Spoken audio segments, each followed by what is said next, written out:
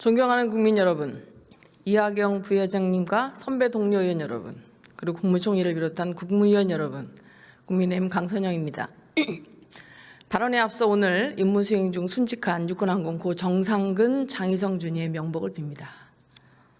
출범 9개월째인 이번 정부는 한미 관세협상 타결, 코스피 5천 달성을 자화자찬했습니다.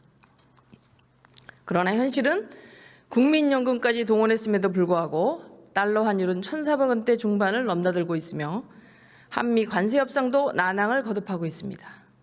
또한 수도권 집값도 여전히 불안합니다. 더욱 위태로운 것은 안보입니다. 안보가 무너지면 다 무너지는 겁니다. 국가안보의 핵심은 국가가 싸우고자 하는 의지와 싸울 수 있는 능력을 완벽하게 갖추도록 보장하는 것입니다. 싸우고자 하는 의지는 유사시 목숨을 바쳐 싸우겠다는 군인에 대한 예우와 위국 헌신을 실천한 선배 전우에 대한 예우에서 비롯됩니다. 싸울 수 있는 능력은 국방정책을 올바로 수립하고 예산을 뒷받침함으로써 군이 본연의 임무에 매진할 수 있도록 여건을 만들어주는 것입니다. 본 의원은 오늘 국민을 대신해서 현 정부의 국방 현안과 국가안보에 대한 인식에 대해 질의하겠습니다. 총리님 나와주십시오.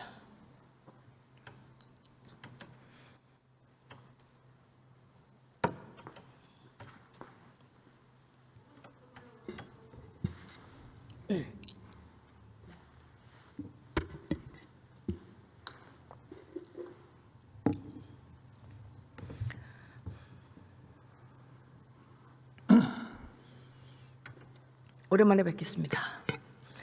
우리나라는 헌법 제110조에 근거해서 특별법원으로 군사법원을 두고 있습니다. 군은 국가방위를 위해 통수권자로부터 합법적으로 무력을 행사할 수 있도록 위임받은 집단이기 때문입니다. 따라서 무력을 행사함에 있어서는 엄격한 위계질서와 규율이 요구됩니다. 동의하시죠? 네. 위기시 군인이 명령을 따르지 않는다면 존재 자체의 의미가 없습니다. 따라서 군이 명령에 복종하지 않으면 최소 3년 이하의 징역으로부터 사형까지 처벌을 받게 되어 있습니다. 이 또한 알고 계시죠? 헌법이 국가의 최대 명령이라는 것도 알고 계시고 질문하시는 거라고 생각합니다. 네, 알고 있습니다. 적의 침투 도발이나 그에 상응하는 위협이 발생해서 통합방위 사태가 선포되면 PPT에서 보시는 것처럼 국무총리는 중앙통합방위협의회 의장이 됩니다. 알고 계시죠? 네, 그 적의 침투나 이런 경우에 지난 12.3 개헌 같은 경우는 전혀 포함되지 않기 때문에 그런 경우에 군을 동원하거나 또는 거기에 가담하는 경우는 굉장히 정신 나간 경우라고 생각합니다. 그걸 얘기하는 건 아니고 법을 얘기하는 겁니다. 네, 그것을 질문하실 가능성이 네. 높아서. 예. 통합 방위 사태가 발령되면 국가 중요 시설마다 그 시설을 방어하도록 사전에 지정된 부대가 출동한다는 것을 알고 계시는가에 대한 질문입니다. 네, 헌법이 군이 지켜야 할 국가의 최대 명령이라는 것을 알고 계신다는 전제하에서 답하겠습니다. 당연히 알고 있습니다. 24년 12월 3일 비상계엄 당시로 한번 돌아가 보겠습니다.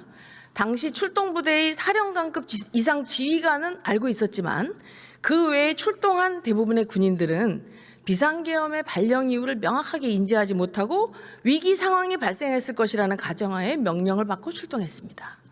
그때 국회에 출동했던 병력도 평시 불순분자에 의한 테러 발생 등에 대비해서 늘 훈련하고 출동 준비를 했던 대로 국가 중요시설을 확보하는 목적이었을 것이라고 짐작하고 있습니다. 여기서 확보는 파괴나 방해로부터 이를 방어하고 탈취당하지 않도록 보호하는 전술적 과업입니다. 그날도 국회에 출동한 군인들은 이 목적을 위해서 출동한 것입니다. 그래서 대한민국의 최정예 특수부대가 힘이 없어서 시민들께 저항하지 않고 몸싸움을 회피한 것이 아닙니다. 우리 군은 국민을 향해 총부리를 겨누지 않았습니다. 단지 명령에 따라 출동했을 뿐입니다. 총리님 어떻게 생각하십니까?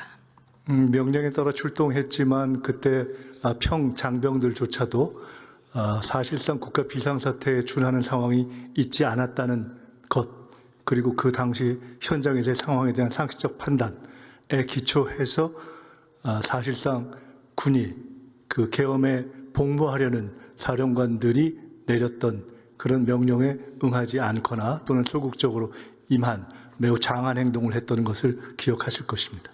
사단급 이하 제대는 법무참모가 없어서 당시 상황이 위법적인지 잘 모릅니다.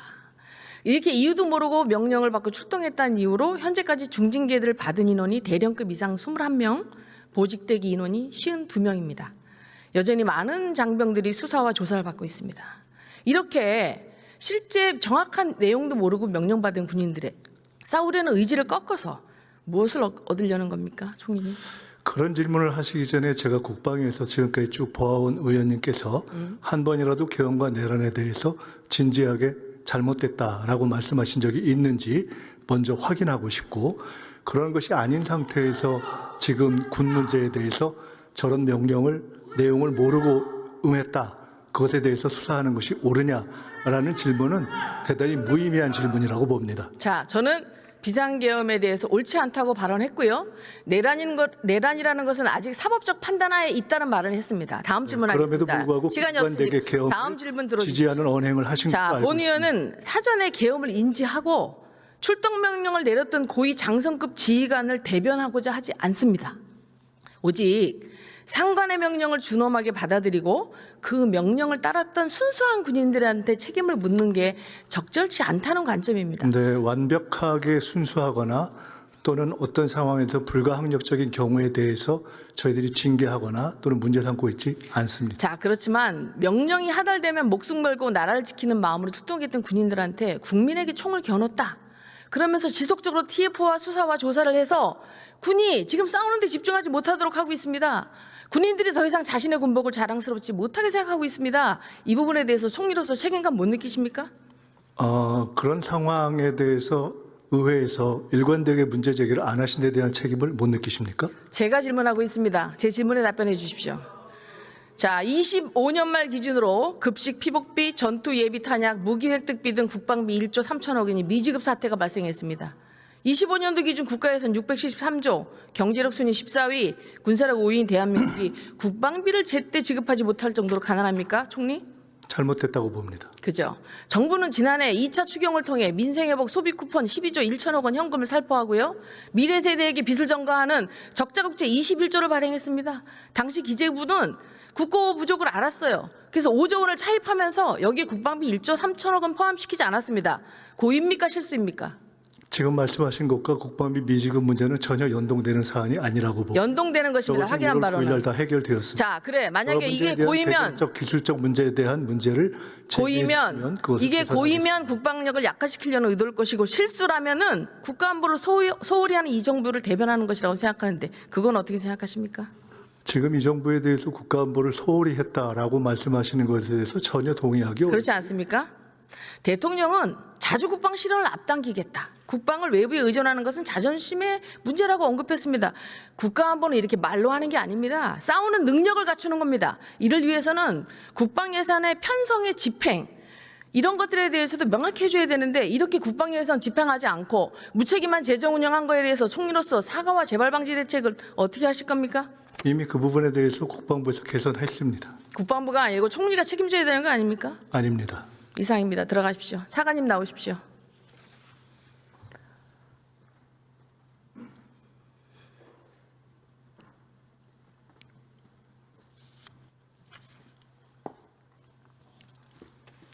네, 차관님. 여러 가지로 군이 어수선하죠. 이때 대비태세를 잘 갖추도록 하는 것이 국방부와 합참의 역할이라고 생각합니다. 동의하십니까? 네. 근데 연초에 21사에서 위병서 경계장관에 총 대신 3단방 휴대를 검토한 사실이 보도됐습니다. 알고 계시죠? 네. 이와 관련해서 안규백 장관이 지난 1월 7일 법사위에 출석해서 뭐라고 얘기했냐면 보시듯이 21사단이 합참 지시와 무관하게 선제적으로 했다. 동의하십니까? 저희들은 경계작전은 의원님께서 잘 아시는 것처럼 기본적으로 위협 기반해서 총기와 탄약을 휴대한 상태에서 근무를 하고 있습니다. 그것을 현재 일부 부대가 변화하는 상황에 맞게 개선해가는 부분을 논의하고 있는 과정에서 아마 일부 부대가 소통이 좀 부족했다는 부분을 인지하고 있습니다. 지금 일부 부대가 그렇게 했다고 말씀하셨죠. 저한테 답변하시는 게 아니라 국민에게 답변하시는 건데 제 본 의원실에서 확인한 바로 따르면 21사단이 상급부대 지침이 없이 검토한 게 아니고요. 지난 11월 28일 합참에서 평시 민통선 이남 지역에서의 경계작전간 총기 대신 3단봉이나 테이저건으로 대체 장비 활용이 가능하다라는 지침을 내렸습니다. 맞죠? 네, 맞습니다. 자, 지침을 내리는 건 하지 말라는 겁니까? 하라는 겁니까?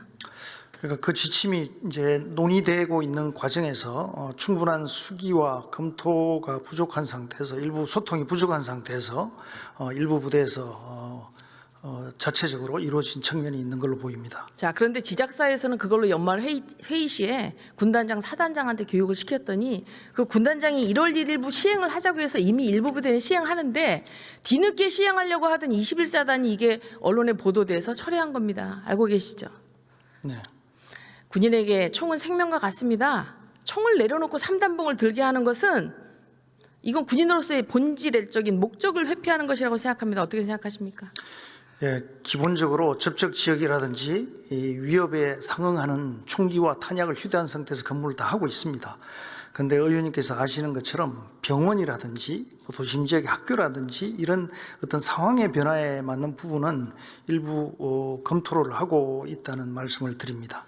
그러나 그 당시에는 합참에서 이미 이런 검토 지시를 내렸기 때문에 지금 다른 말씀하지 마시고요. 돌아가셔서 합참이랑 국방부가 이거에 대해서 어떻게 정확하게 지침을 내렸는지 확인해 주시기 바랍니다. 그리고 더 이상 국민들을 불안하지 않도록 군이 경계태세를 강화할 수 있도록 더 힘써 주시기 바랍니다. 예, 그 부분은 제가 확고히 말씀드리는 것은 군은 어떤 상황에도 위협에 대해서 확고한 경계태세를 유지하고 있고 향후에도 위협에 대해서 상응하는 경계작전 태세가 유지될 것이라는 말씀을 확고하게 제가 드릴 수 있습니다.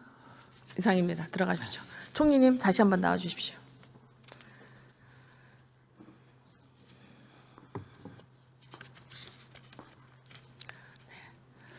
지난 제주 4.3 사건 관련 박진경 대령에 대해서 들으신 바 있으십니까? 네, 들었습니다. 사실관계를 한번 시간순으로 제가 한번 PPT를 보십시오. 48년 4월 3일 제주도의 남로당 주도의 무장봉기가 발생했고 5월 6일 박 대령이 여기 연대장으로 부임했습니다. 그러나 안타깝게 6월 18일 부임 43일 만에 남로단계 부하에서 암살되었습니다. 그리고 이거로 을진 무공훈장을 받았습니다. 정작 제주도 양민학 대령 학살은 박 대령 암살로부터 5개월 뒤인 11월부터 시작됐습니다. 사실과 다른 게 있습니까?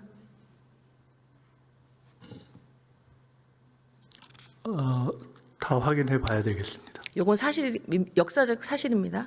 근데 지난 10월 보훈부가 자녀가 없던 박진경 대령 양손자가 국가유공자 등록 신청을 해서 받았는데 이걸 일부 양민학살의 책임자라고 이의제기한 시민단체가 있고 대통령이 취소 검토 한마디에 보훈부에서 이거에 대해서 그 무공훈장 자체의 문제가 아니라 이걸 양손자가 신청했겠다라는 절차상 하자로 등록 취소를 검토하고 있습니다. 들으셨습니까? 네, 내용적 문제 제기와 절차적 하자에 대한 문제 제기가 다 있어서 검토하고 있는 것으로 그래서 들었습니다. 두 가지 말씀드립니다. 아까 말씀드린 역사적 사실에서 양민학살은 박진경 대령의 사후에 발생했고 무공훈장을 받아서 국가유공자가 되는데 자손이 없이 순직했다는 것으로 양손자가 이걸 신청했다는 것으로 국가유공자가 될 수 없다고 하는 그런 문제가 있습니다. 자손 없이 싸우다 죽은 군인들은 국가가 버려도 된다는 말입니까?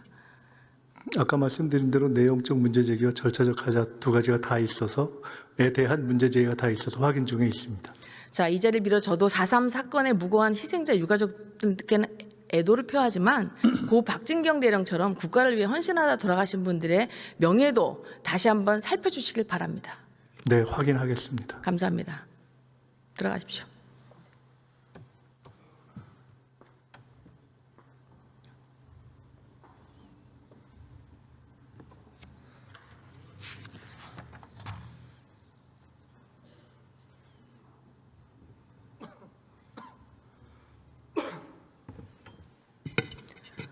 존경하는 국민 여러분, 대한민국은 1950년 북한의 침략으로 폐허가 된 나라에서 70년 만에 자유민주주의를 정착시키고 선진국 반열에 오른 세계 유일의 국가입니다.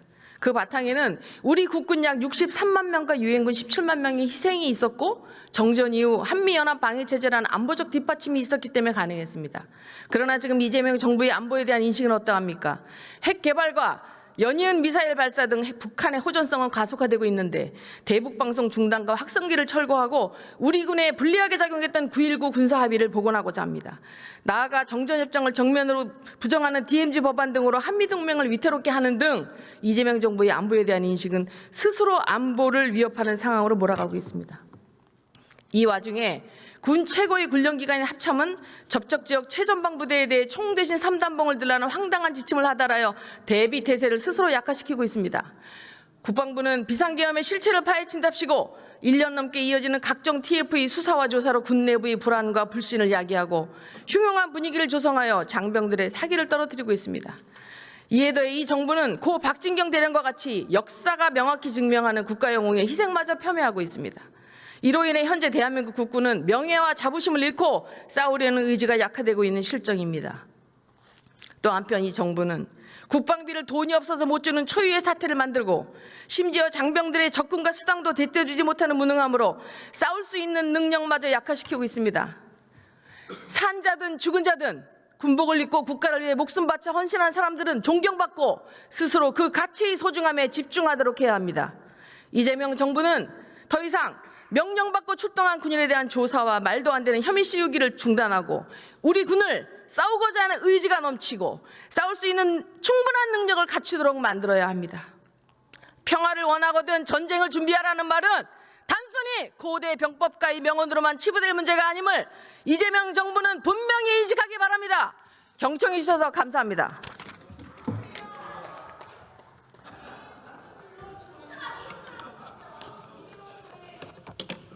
강선영 의원 수고하셨습니다. 다음은